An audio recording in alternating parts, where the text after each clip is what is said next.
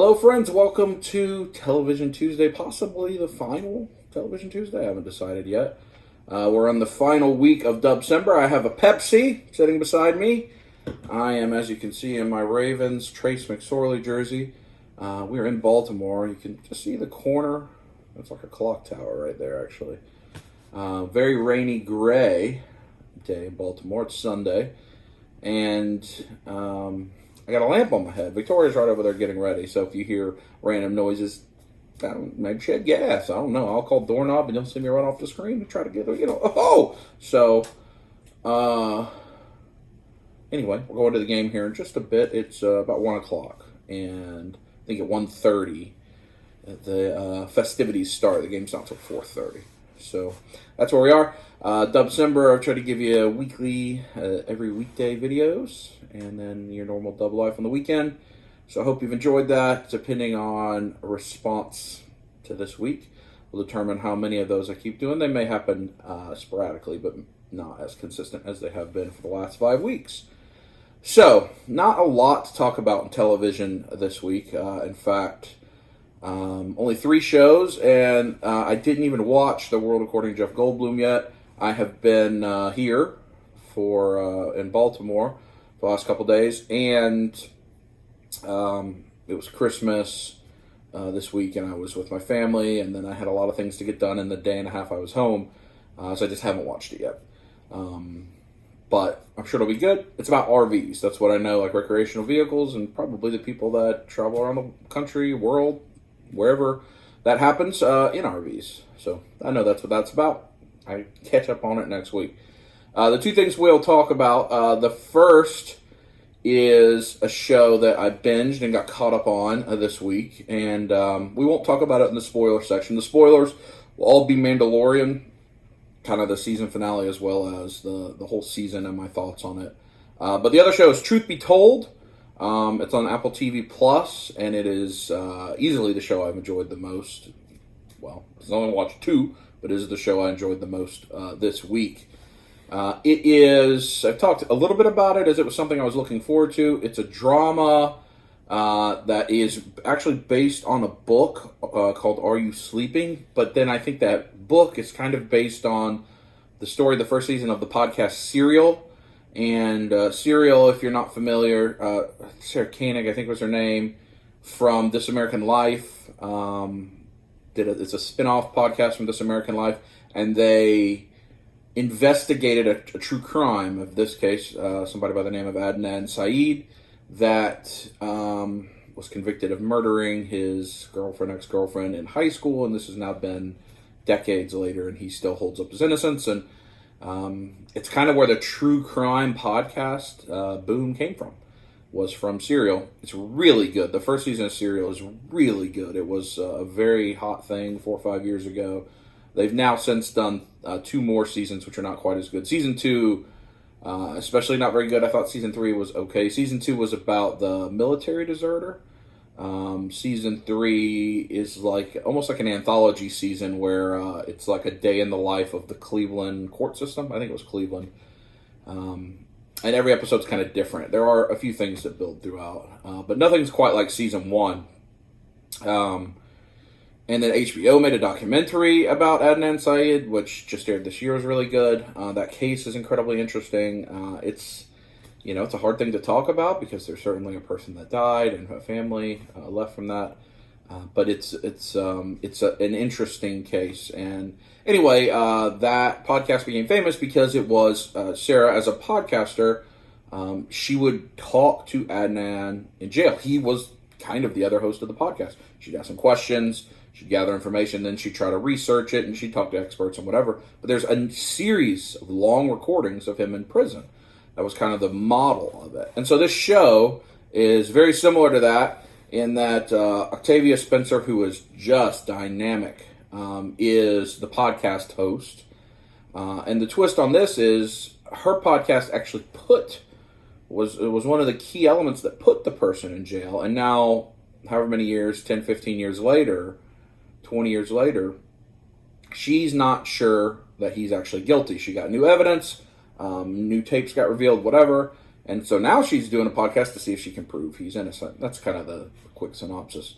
And Aaron Paul is the prisoner. Aaron Paul, that's the fire truck. So that clock tower is sitting above a huge firehouse, and those fire trucks leaving. Aaron Paul plays the prisoner, Warren. Octavia Spencer, her character's name is Poppy. And he's great. Aaron Paul, of course, of Breaking Bad fame and other things. He's about to be on Westworld, but I think most of you would know him from Breaking Bad. It's Jesse Pinkman. He's really good. Mekhi Phifer's in it. Lizzie Kaplan's in it. Lizzie Kaplan's actually playing twins. She's playing 2 roles. It's really good. It has some twists. It's kind of a whodunit, too. It's not just the podcast stuff. There's a lot with her family that gets interesting. There's a lot with the family of the victim that gets interesting. There's a lot of family of the convicted person that gets interesting. And I think we've watched through episode 6, and I think there'll be 10 episodes. Now, I don't know if this will be a season 2. It feels like a limited series because it's just going to tell the story. I would prefer that. I'm starting to prefer a limited series more, where it's people are coming and telling one nice serialized long story, and then that's it. Like it's a long movie. And this feels like a movie, a long movie, the way it's shot. It feels like you're just transitioning to a very long movie. I would highly, highly recommend it if you like true crime, if you like crime, detective stuff. Even things like NCIS or Law & Order, there's a lot of that kind of element to this, but it's also a much longer serialized story. Even if you like something like True Detective, which I love, it hits a lot of bubbles. And if you like those actors, especially like Octavia Spencer and Aaron Paul, if you like them, Mekhi Phifer's great in it, it'll hit those notes for you. So I recommend it. I think with Apple, you can still watch the first 3 episodes of most of their stuff free. I don't know. I've not done that. I've had a subscription. But I would recommend it if any of those hit your bubbles. So the non-spoiler Mandalorian, I'm just going to keep very brief because I'm sure most of you have seen it by now that have an interest in it. I thought it was pretty good. The things you've heard me discuss about it that I didn't like persist. It gets you to a place where season 2 can kind of just keep doing the same thing it did in season 1. And then, of course, it had some interesting elements to it. If you're not into Star Wars, like if Star Wars is not your jam, and you just like TV, I wouldn't recommend The Mandalorian. It's not for you. It's a very Star Wars focused thing, and you have to kind of have a knowledge of a lot of stuff of Star Wars versus just pure a TV show. So if you like Star Wars, it's definitely for you. Even if you're like me in a tertiary enjoyment of Star Wars, you'll still probably enjoy it enough. But there's so much good TV on, I would not recommend it if you're just looking for a TV show to watch. There's a lot of other stuff I could recommend to you. All right, now, all the rest is spoilers. I'm going to have a sip of Pepsi, which, I obviously want Coke, but they gave me 4 free Pepsis when I checked in, along with a plate of goodies and cookies. That's what happens. I check into Marriott. Okay, so, spoiler section, Mandalorian, season finale, and kind of a look back in the season. My first reaction is it was fine. All of the problems that I have with it. Fell down in the bottom. I don't know what happened. I squeezed it. I'm just going to move it like this. We'll do it like this, huh? Oh, now you can't see me.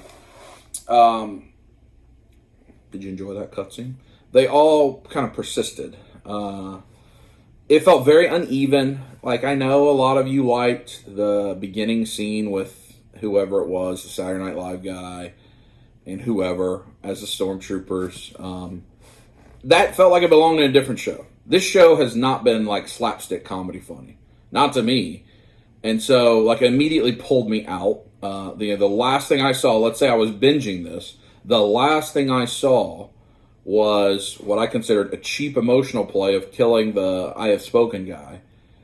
And the very, very next thing is stormtroopers goofing off and making a gag about stormtroopers can't hit anything, hitting the tin can. That's not good. That's uneven. If that was released as a YouTube clip, it's funny, right? But in what's supposed to be, what I thought was supposed to be a prestige TV show, which I don't think it actually is trying to be that, I just felt it was, I didn't get it. I mean, of course, they're all hated because they punched Baby Yoda, and it made Victoria scream and throw things at television, which I think it probably made most people do. I just don't understand why it was there. I don't understand why it was there.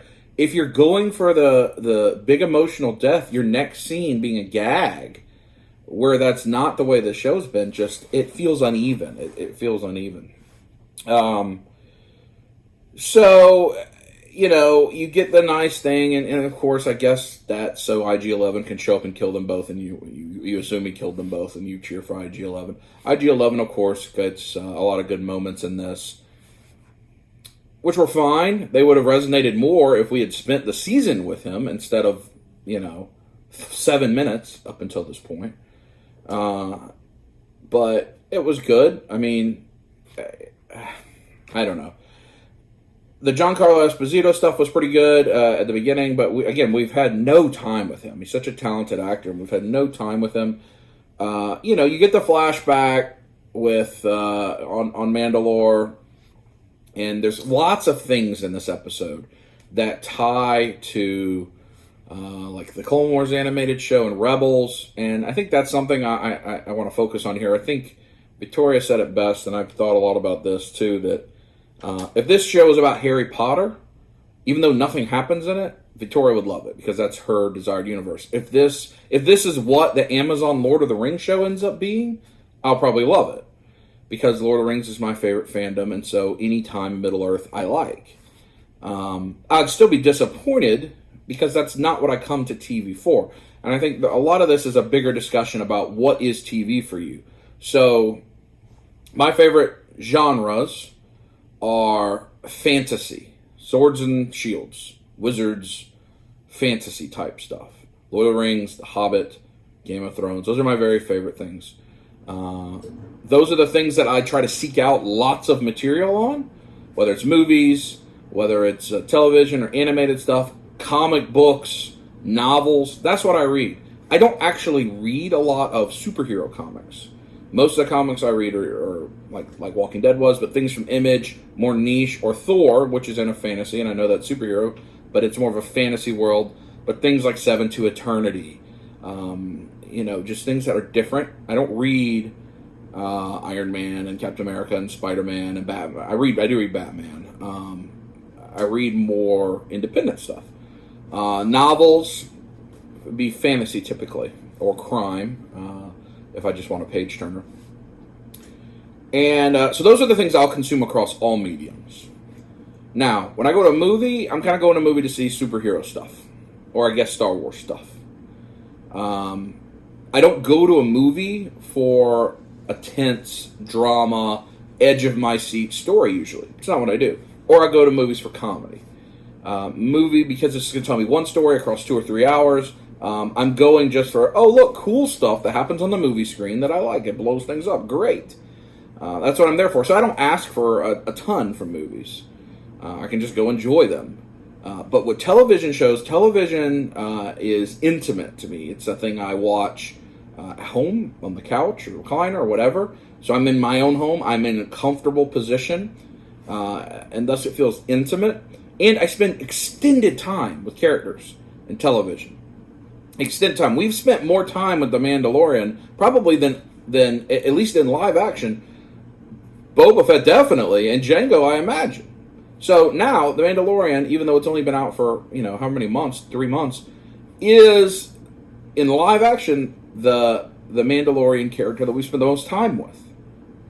So thus, it needs to have more of a resonant impact of me. If it's occupying so much of my time, if I'm not going to go do something with my family, if I'm not going to do something with my friends, whatever the case may be, you got to be really good. And I'm looking for long-term stories. I'm looking to catch up with them each week, see what they're up to, how are things going in their life. I treat them like friends. That's just how television is to me. It's an intimate medium. Because of that, I don't go a lot of times to tertiary fandoms. I guess this is the first Star Wars live action. I've never watched any of those Star Wars animated shows. Now, part of that's generational.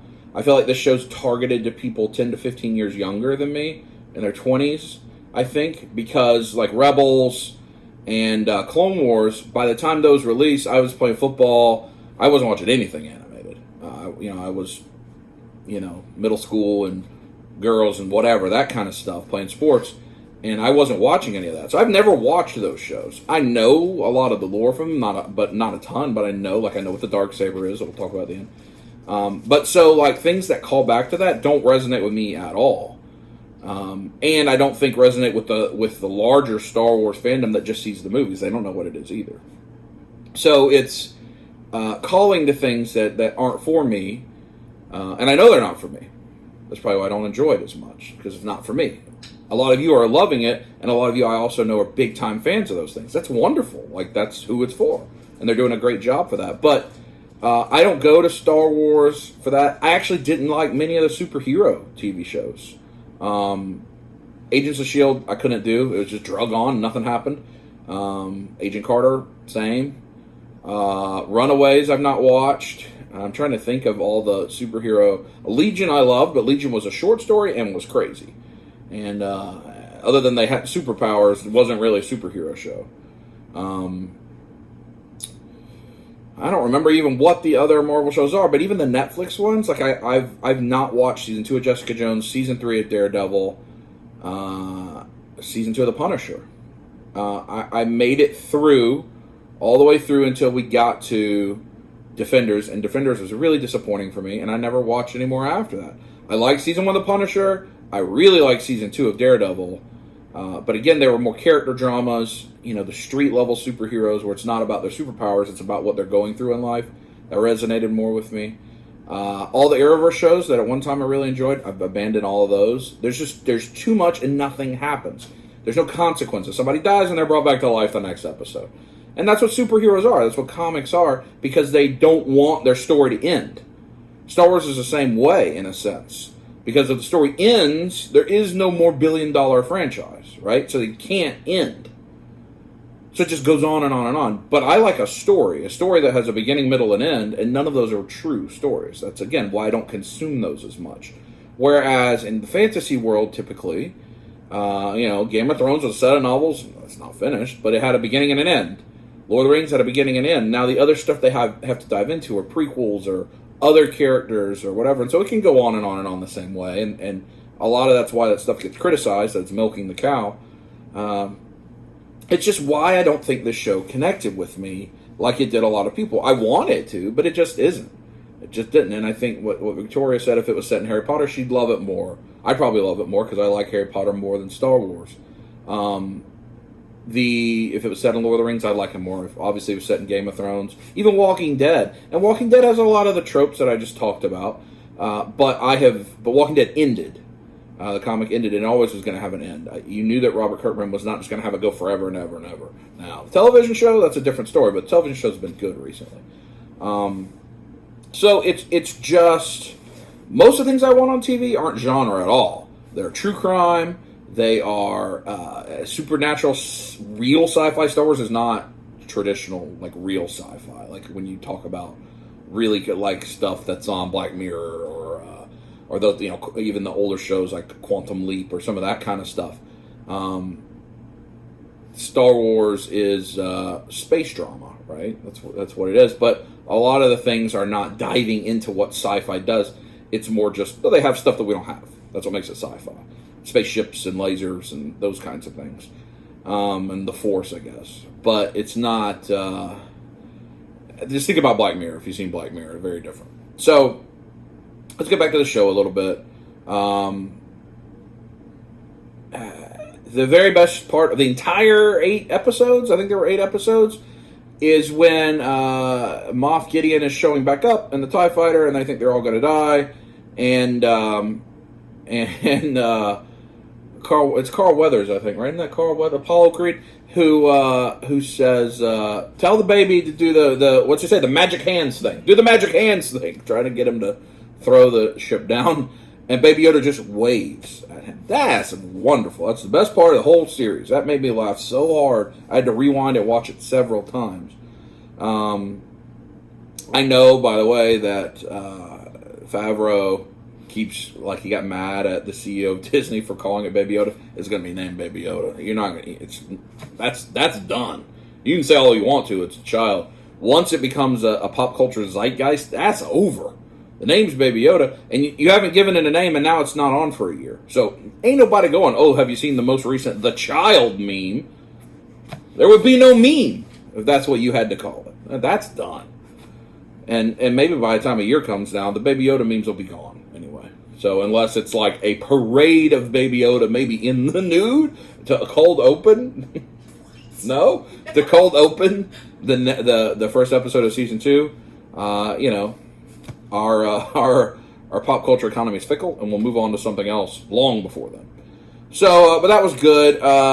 We finally got to see Pedro Pascal. That's great for 10 seconds. That's been one of my biggest complaints, is it's hard to emotionally connect to a character that you don't see, and that we've learned is oftentimes not under that mask. That's not great. So we got a little bit of that. You get to the end, and I think the biggest issue I have with this episode is it's so abrupt at the end. Like, here's this gang of thieves off to save the world together, and we've got to escape from this imprisonment, and we stick together to the end, and we leave no one behind. And the literal second that it looks like they defeated all the stormtroopers, half of them are like, oh, well, just stay here. Y'all have a good one. Catch you later. We're going to hit up the Golden Corral. That made no sense, how abrupt that ending was. It honestly, I was like, they must have had to cut an entire scene out for time. Like, where is the emotional fallout from what they just went through, from seeing... I mean, look, they tried to make us emotional for everybody else that we saw for like 5 minutes in this movie. Shouldn't they have cared that IG-11 just blew himself up? Nobody cared. Well, next. Let's move on. I don't get how they could just move on. But I do, because, like I've said earlier, this is NCIS Star Wars. We can't care emotionally, because we may never see those characters again. They may not be back for season 2, and the season ends before the Darksaber thing with exactly where the season basically began, which is, well, Baby Yoda and the Mandalorian on a ship off to get into some trouble, right? Exactly. So nothing happened. The only real plot progression in this entire season is we kind of learned who Moff Gideon is and that he has a Darksaber. That's it. That literally is it. Nothing else that happened mattered in this season. They killed off who seemed to be the big bad, the old guy. His friends got left behind. IG-11 got blown up. We had one single point of plot progression. That's what we were rewarded with for 8 episodes of television, about 5 hours or so. Because I know some of them were like 30 minutes. That's it. That's all we got. And yes, in the flashback stuff you learn about him, but that's all kind of tied back, it seems, to Moff Gideon, and is he going to control Mandalore and whatever. That's a lot. So that's why I had that kind of interlude in the middle where I talked about what I look for in TV. I spent that much time, and a couple episodes I watched with Drew. I'm not sure if he's still watching. I don't think Steve watches at all. A couple episodes I watched with Victoria. I may have watched one with David. So a lot of times I was watching it with friends, but I took 5 hours away from other things in my life.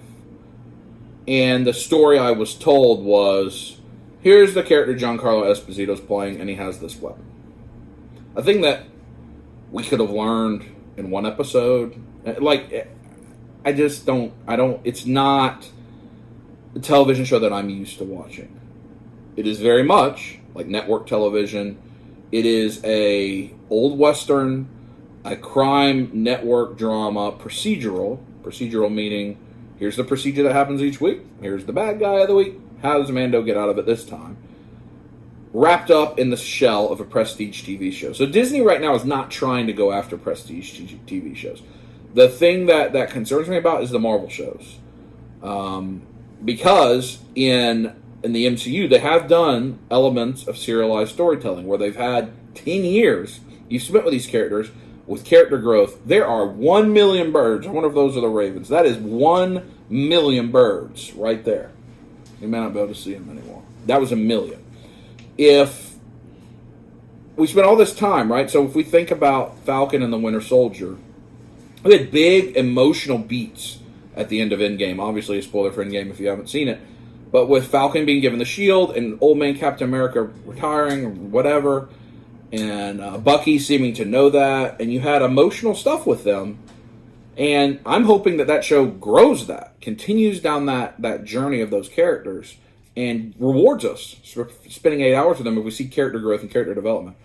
I really hope it's not just, here's what these two get up to. They stop this random drug dealer, and the next week they stop this bank robber, and that kind of stuff. Like, that would be very disappointing because they've given us so much time with these characters that we want to see real stories being told. Me. Maybe not you, but me. So, maybe Disney's deciding not to go in the route of the prestige, serialized TV that a lot of their competitors are, and maybe that's their differentiating point. That might be a very wise business decision.